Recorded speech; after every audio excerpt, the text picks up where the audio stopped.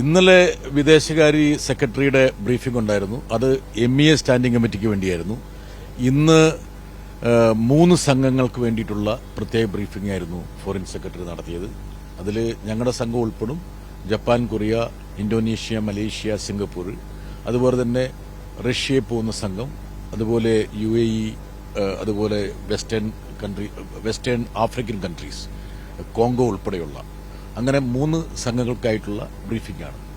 പൊതുവെ ഇത്തരം പ്രതിനിധി സംഘങ്ങളുടെ യാത്രയിൽ അവലംബിക്കേണ്ട കാര്യങ്ങൾ, ഊന്നേണ്ട കാര്യങ്ങൾ ഇത് സംബന്ധിച്ചുള്ള ഒരു ബ്രീഫിംഗ് ആയിരുന്നു ഉണ്ടായിരുന്നത്. ലോകരാജ്യങ്ങളോട് പറയുകയാണല്ലോ എങ്ങനെയാണ് ഓപ്പറേഷൻ സിന്ദൂർ, എന്താണ് സാഹചര്യം. ആ നിലയിൽ ഇപ്പോൾ കേന്ദ്രം പറഞ്ഞുകൊണ്ടിരിക്കുന്ന കാര്യങ്ങൾ തന്നെയാണ്, പ്രത്യേകിച്ച് പാകിസ്ഥാനിലെ ഭീകരവാദമാണ് ഇതിനൊക്കെ അടിസ്ഥാന കാരണം ഉൾപ്പെടെയുള്ളത്.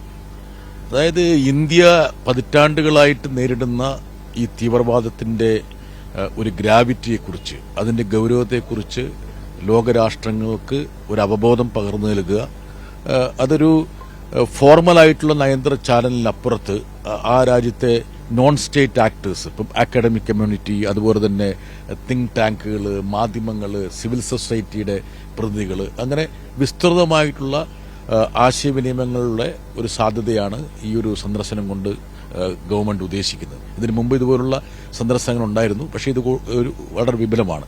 ഈ സന്ദർശനത്തിന്റെ റോഡ് മാപ്പിൽ നമ്മൾ ശ്രദ്ധിക്കേണ്ട ഒരു കാര്യം എന്ന് വെച്ചാൽ, ഇപ്പോൾ സുരക്ഷാ കൌൺസിലിൽ, അതായത് UN സെക്യൂരിറ്റി കൌൺസിലിലുള്ള 15 രാജ്യങ്ങളിലും ഈ സംഘങ്ങൾ പോകുന്നുണ്ട്. മാത്രമല്ല, വരാൻ പോകുന്ന 5 രാജ്യങ്ങളെയും കൂടി ഉൾപ്പെടുത്തിയിട്ടുണ്ട്. സെക്യൂരിറ്റി കൌൺസിലിൽ 5 സ്ഥിരമംഗങ്ങൾക്ക് ഒഴികെ മറ്റുള്ളവർ റൊട്ടേറ്റ് ചെയ്യുകയാണ്. അപ്പോൾ 20 രാജ്യങ്ങൾ, 35ഓളം രാജ്യങ്ങളിൽ 20 രാജ്യങ്ങളും സെക്യൂരിറ്റി കൌൺസിലുമായി ബന്ധപ്പെട്ടതാണ്. നിലവിലുള്ളതോ അതല്ലെങ്കിൽ അടുത്ത് അനധിവിദൂര ഭാവിയിൽ വരാൻ പോകുന്നതുമായിട്ടുള്ള രാജ്യങ്ങളെയും കൂടി ഉൾപ്പെടുത്തിയിട്ടുണ്ട്.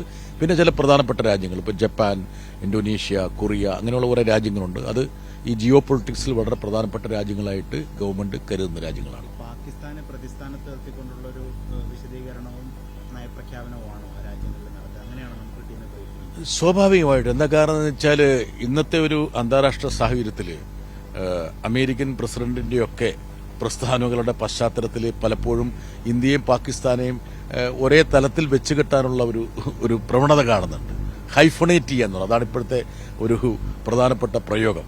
എന്നുവെച്ചാൽ പാകിസ്ഥാനും ഇന്ത്യയും ഏറെക്കുറെ തുല്യമാണെന്നുള്ള ഒരു ധാരണയുണ്ട്. യഥാർത്ഥത്തിൽ ഈ ഒരു തീവ്രവാദത്തിന്റെ തിക്താനുഭവങ്ങൾ പേറുന്നൊരു രാജ്യമെന്ന നിലയിൽ, അതുപോലെ ഇന്ത്യയുടെ തനതായിട്ടുള്ള രാഷ്ട്രീയ സംസ്കാരം, ബഹുസ്വരതയും ഒരുപാട് വൈവിധ്യങ്ങളും ജനാധിപത്യ പ്രക്രിയയുമുള്ള ഒരു രാജ്യമാണ് ഇന്ത്യ. മറിച്ച് പാകിസ്ഥാൻ എന്ന് പറയുന്നത് ഒരു മതത്തിന്റെ പേരിൽ ജന്മം കൊണ്ടൊരു രാജ്യമാണ്. മതവും വിദ്വേഷവും എല്ലാം കൊണ്ട് ആ രാജ്യത്തെ വല്ലാത്തൊരു അവസ്ഥയിലാക്കിയിരിക്കുകയാണ്. ആ രാജ്യത്തിന്റെ ഭരണാധികാരികൾ തന്നെ പറയുന്നുണ്ട്, ഒരുപാട് തീവ്രവാദ സംഘങ്ങളെ ഞങ്ങളാണ് പോറ്റി വളർത്തിയെന്ന് അവർ പറയുന്നുണ്ട്. അപ്പോൾ അത്തരമൊരു രാജ്യത്തെ ഇന്ത്യയിൽ നിന്ന് വ്യത്യസ്തമായി കാണുക, ഇന്ത്യ എന്നുള്ള രാജ്യം പാകിസ്ഥാനുമായിട്ട് കൂട്ടിക്കെട്ടേണ്ട ഒരു രാജ്യമല്ല എന്നുള്ള ഒരു അവബോധം മറ്റുള്ളവരിൽ സൃഷ്ടിക്കുക എന്നുള്ളത് വളരെ പ്രധാനപ്പെട്ട കാര്യമാണ്.